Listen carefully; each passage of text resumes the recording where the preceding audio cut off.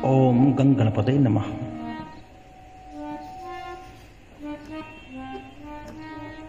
देखिए, आज सूर्य षष्ठी है। भाद्रपद सुदी भादों के महीने में शुक्ल पक्ष में लोलार की षष्ठी सूर्य षष्ठी होते हैं और इस दिन भगवान सूर्य नारायण का सविधि विशेष रूप से पूजन होना चाहिए, क्योंकि भगवान सूर्य नारायण आरोग्य के देवता हैं। सूर्य नारायण आरोग्यस्य देवः अस्ति।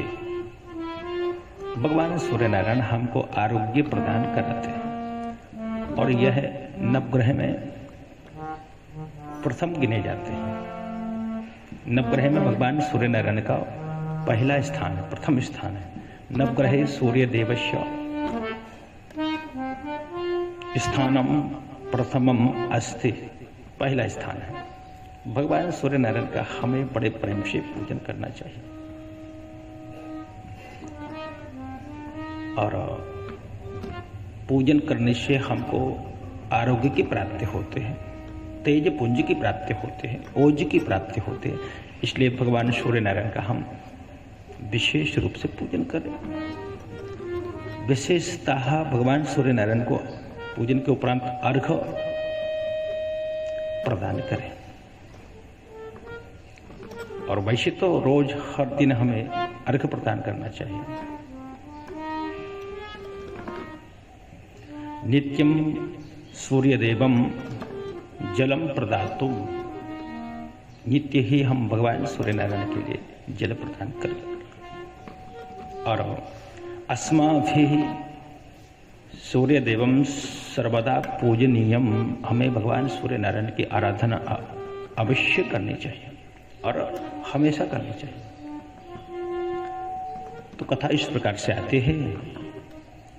भगवान शिव का जो परम भक्त विद्युन्माली, जिसे भगवान शिव ने प्रसन्न होकर के एक रथ प्रदान कर दिया था और वह उस रथ पर बैठकर भगवान सूर्य नारायण के पीछे पीछे चलता था और भगवान सूर्य नारायण से वह प्रकाशित होता था।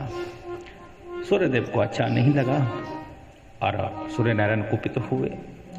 पुराणांतर में कथा आते हैं कि विद्युन्माली को सूर्य नारायण ने उस असुर को मार दिया था, पर भगवान शिव ने अपनी कृपा दृष्टि से उसको जीवित कर दिया।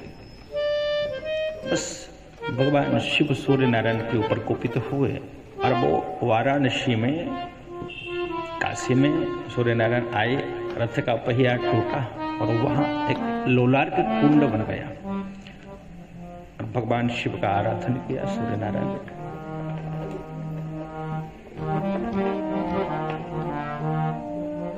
कर्पूर गौरम करुणावतारम् संसार सारम भुजगेन्द्रहारम् सदा वसन्तं हृदयारविन्दे भवं भवानी सहितं नमामि।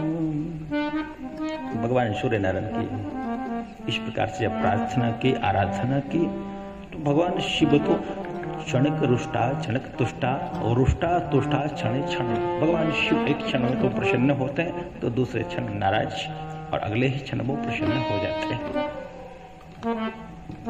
बोला देखा जाए तो संसार में लोग ऐसे सद्यो रुष्टा सद्यो तुष्टा नहीं मिलेंगे, पर भगवान शिव से हम कहीं उपदेश प्राप्त करें तो ठीक है। संसार है, कोई कुछ कह दे, कोई बात हमसे कह दे तो उसे ज्यादा देर तक हमें बुरा नहीं मानते रहना चाहिए। भगवान शिव के जैसा क्षणिक रुष्टा क्षणिक तुष्टा रुष्टा तुष्टा क्षणे क्षणे, भगवान शिव सूर्य नारायण के ऊपर प्रसन्न हो। भगवान शिव सूर्य देवेन प्रसन्न अभवत्। ये सूर्य षष्ठी का हमें व्रत करना चाहिए। मान्यता है कि काशी में, वाराणसी में जो लोग जाते हैं वो सूर्य षष्ठी के दिन लोलार के कुंड में स्नान कर भगवान सूर्य नारायण की आराधना करते हैं। ऐसा करने से चर्म रोग स्वतः विनष्ट हो जाते हैं। जो देह पर रोग होते हैं वो चर्म रोग नष्ट हो जाते हैं। इसलिए भगवान सूर्य नारायण का पूजन करना चाहिए। दूसरा भाव, सूर्य नारायण अनवरत हर दिन हमको उजाला प्रदान करते हैं, हमको प्रकाश देते हैं और हम उस प्रकाश से प्रकाशित होते हैं। चाहे हम उठने में लेट हो जाए, देर हो जाए हमें, पर सूर्य नारायण कभी अपने समय का व्यतिक्रम नहीं करते हैं। आपने देखा होगा कि आज के परिवेश में, आज के समय में सबके घर विद्युत मीटर लगे हुए हैं और सबके यहाँ, जिसके यहाँ जैसी खपत है बिल आता है बिजली का, पर सूर्य नारायण जो उजाला हमें प्रदान कराते हैं, जो प्रकाश हमें देते हैं, कभी किसी के पास बिल आया नहीं आया। तो प्यारे भाइयों, श्रोता हो, उसके बदले में हमें नित्य प्रति भगवान सूर्य नारायण को जल प्रदान करना चाहिए और हमारे द्वारा भगवान सूर्य नारायण की हमेशा आराधना होनी चाहिए। सूर्य देव की हम आराधना करते रहें।